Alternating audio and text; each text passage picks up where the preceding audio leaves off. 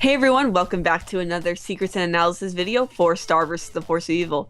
This week we had two really good episodes. First was Friend Enemies, and second was Is Mystery.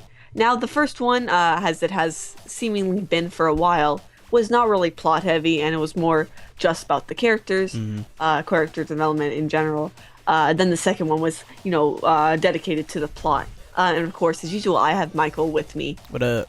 So in this episode, Marco wants to see a Mackie Hand movie marathon. And Mackie Hand is basically a dead martial artist that's became really famous. It's actually a reference most likely to Jackie Chan. His name sounds pretty much like that. But what I thought was interesting is that the ship name for Marco plus Jackie is Mackie. So this could have just been a total coincidence, or I don't know, rise from the dead. Who knows? I have no idea. Well, I think after this episode, we're gonna have a different ship on our hands now.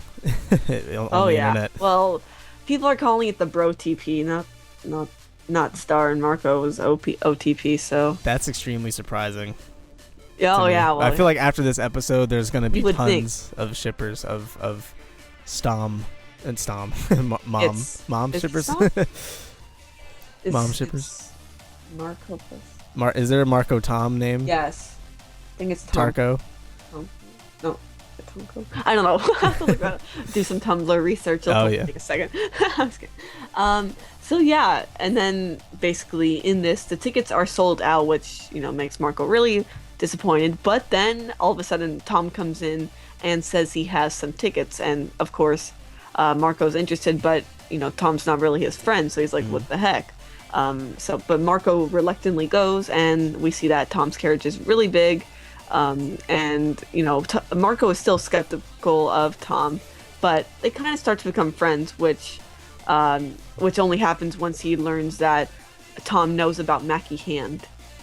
Yeah, and then they bond over what's the boy band's name again? Yeah, I want to talk about that. Yeah. So it's called Love Sentence. Yeah. It's a boy band. Every show nowadays has to have one of those, like Seriously. Gravity Falls or something.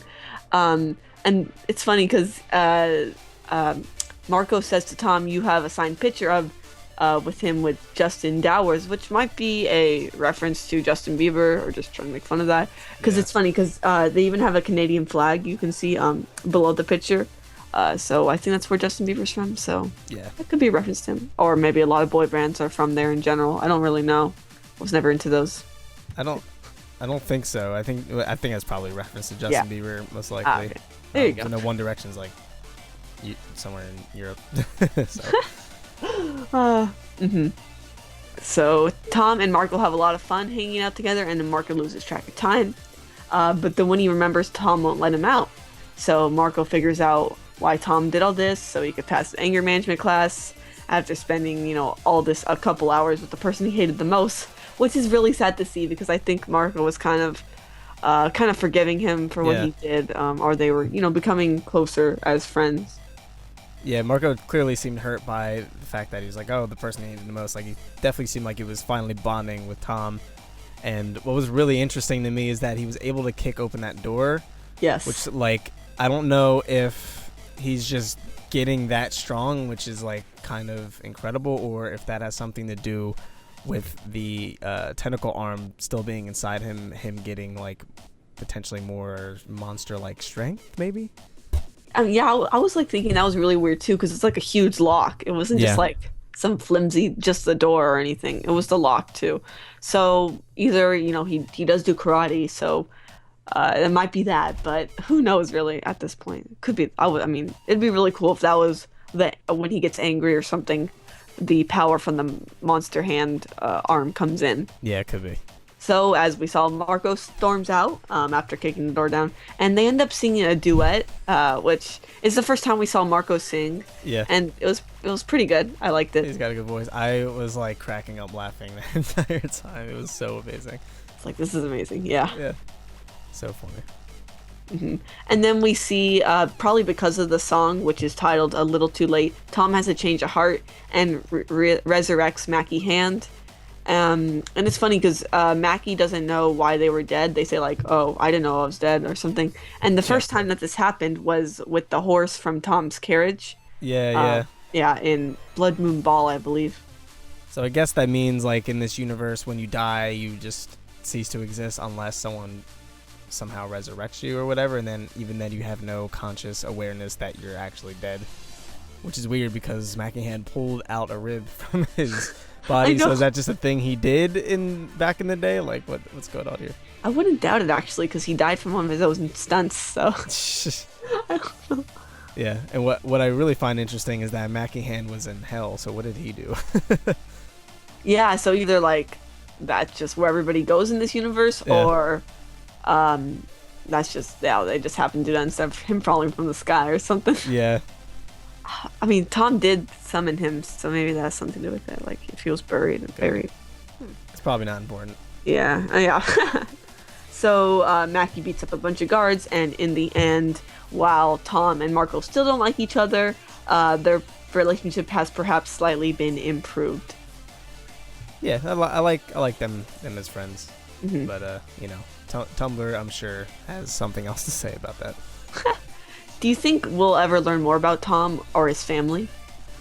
I'd imagine so. Like, I feel like we're gonna learn that he's like the son of the devil or something like that, something huge. Like, I feel like Tom's story arc is gonna grow a little bit more in the future.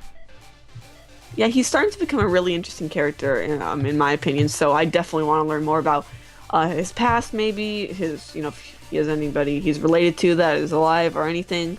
I'm assuming he was just always like how he was. That's just how he was born, and he can do all that stuff just because he's, magical.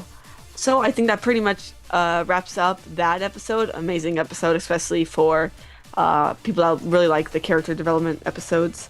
And then next we have Is Mystery, which was definitely the more plot-related episode, as it seems to be with the second episodes in the set of two. Yeah. The second one is the plot one, which is interesting. But in this one, we see that Buff Frog tries to find out who or what is causing the hole in the castle's force field. Yeah, what I found interesting, I mean, not really interesting, it was funny that he was just kind of writing scribbles as he was writing. I don't know if that's because he just doesn't really know how to write, or if it's kind of like a gem language type of thing where that's actually a language, because we know he's quote-unquote foreign. So maybe that's actually a language, it just looks like scribbles. That could be. I was just thinking because, he doesn't really know how to write too well. Yeah. He can't even tell when he's talking out loud or not. You have to check that later. I thought that was funny. So he's trying to figure out what's causing the force field to have a little break in it, and the answer kind of comes to him when he's knocked out and brought down to a cornmeal factory by this character named Meat Fork. It's a new character who is a warthog-like character. I thought he was interesting. Yep. He was super entertaining, at the very least. Very intense for no reason. All these new characters, like Rasticorn last episode, have been pretty entertaining. I've been liking them this season. Unlike in like season 1 with, I can't remember her name, but like there you go. That's all you need. Yeah, I know the one that always did selfies. That camera phone. Yeah, that was not to my liking. Yeah. But so they can't all be winners. Buff Frog is then forced to do some hard work by himself, labor, and then he finds out that all the corn goes down this hole, but like this hole in the ground, but that's all he figures out because none of the workers seem to know really.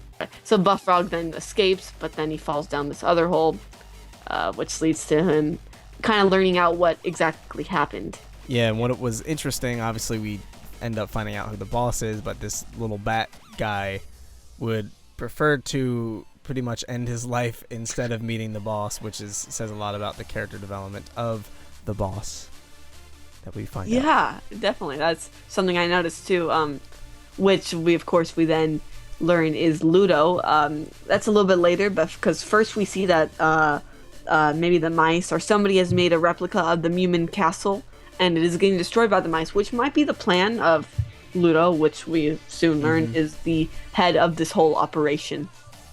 Yeah, that's the only thing I could really think of as to why they would even make a replica Muni castle. That they're planning some type of operation to destroy it. I'm not sure how they ended up getting the exact layout of the Muni castle, but I actually, now that I think about it, I think I have a theory for that, but we can continue on before. That's awesome. Yeah. So what do you think they were just using the corn for that, or it wasn't really clear to me why they were using the corn? Do you know why? I think they were just taking, food.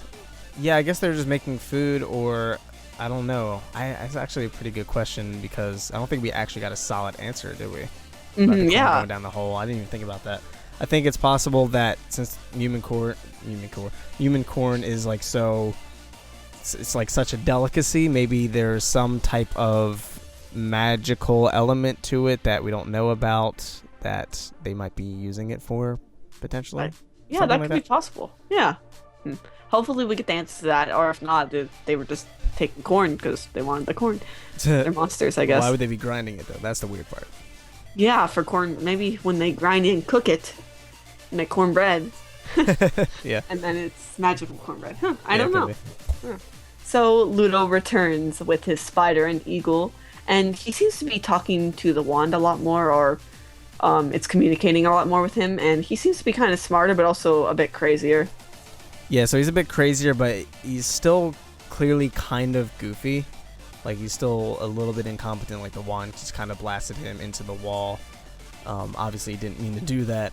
He's got his stuff together more, but I think, and going back to a theory that we mentioned before, I strongly think that Toffee is communicating to Ludo through the wand, because that, it's been speculated that is Toffee's hand because of the missing finger. So I think the reason Ludo is, such a thug, or such a straight up boss now, is that Toffee is basically pulling the strings, telling him what to do, because Ludo still seems like he's his goofy self for the most part. A little crazier, a little more competent, a little more serious, but still kind of silly.